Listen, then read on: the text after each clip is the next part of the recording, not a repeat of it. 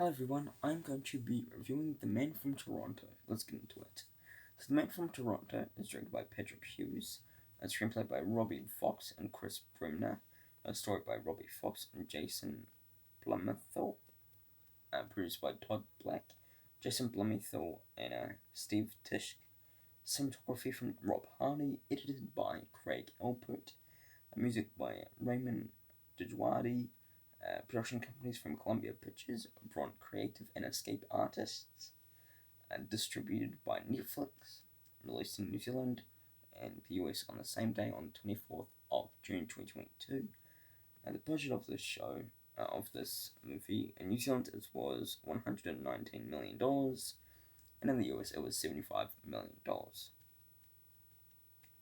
The plot. In a case of mistaken identity, the world's deadliest assassin known as the Man from Toronto and a New York City screw-up are forced to team up after being confused for each other at an Airbnb. Yes. So, the movie is starring Kevin Hart as Teddy, Woody Harrelson as Randy, or the Man from Toronto, and Kaley Cuoco as Maggie. Production. It was announced in January 2022 that Patrick Hughes was set to direct Robbie Fox's script, The Man from Toronto, with Jason Statham and Kevin Hart set to star. Jason Blumenthal, Todd Black, Bill Bannerman, and Steve Tisch producing through Escape Artists and Sony Pictures distributing. In March, Statham abruptly exited the project 6 weeks prior to filming after a clash with producers over the tone and rating of the film. Woody Harrelson was cast to replace him. Kaley Cuoco was added to the cast in April, and Pearson Ford was added in May. Jasmine Matthews, Ellen Barkin, Layla Lauren, and Tamisha Yasmiti was added in October. Film was set to begin in April 2020 in Atlanta, but in March, production was shut down due to the COVID-19 pandemic.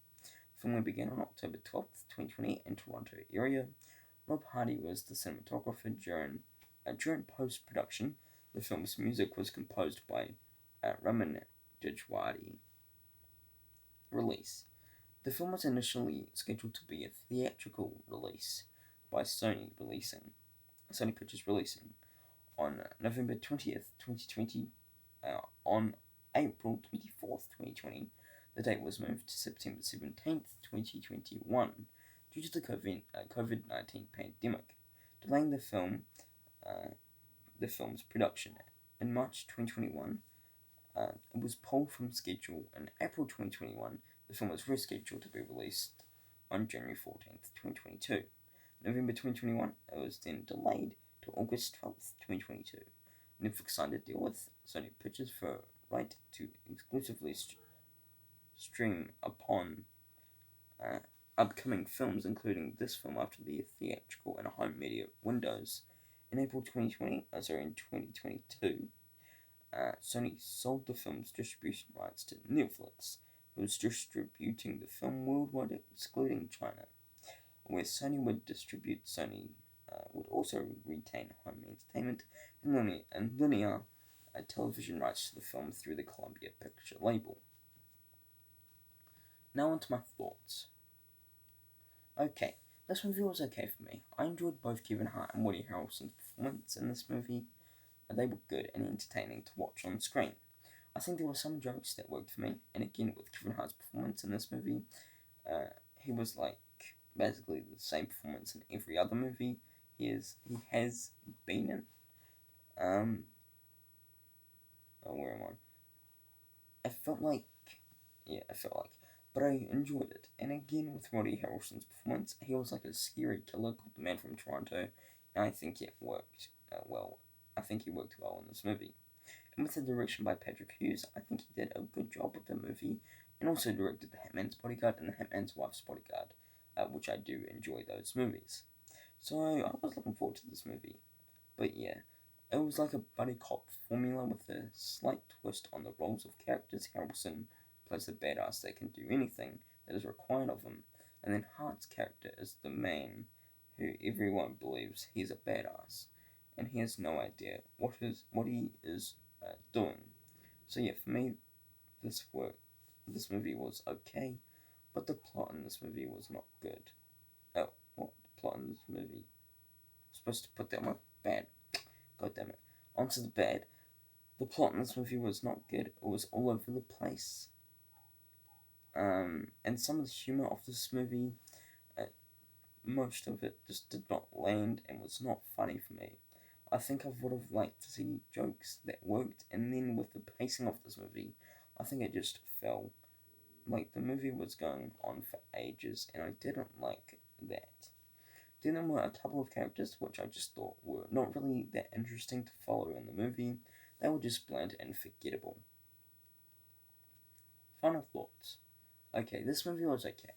I think it does have quite a lot of problems in this movie, and actually, I was looking forward to this movie, but it just fell massively. I wish that this movie could have been better by making the jokes work, most of them, and the pacing in this movie was not good. It felt too long for me, and I think the plot of this movie was just not good for me as well.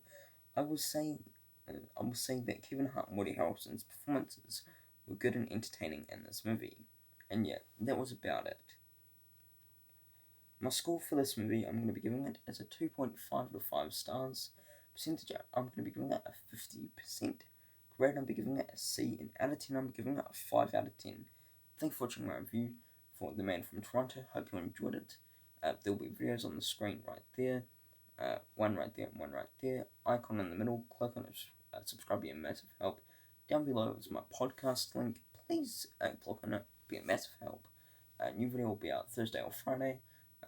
Like, share, comment. What were your thoughts of The Man from Toronto if you have seen the film?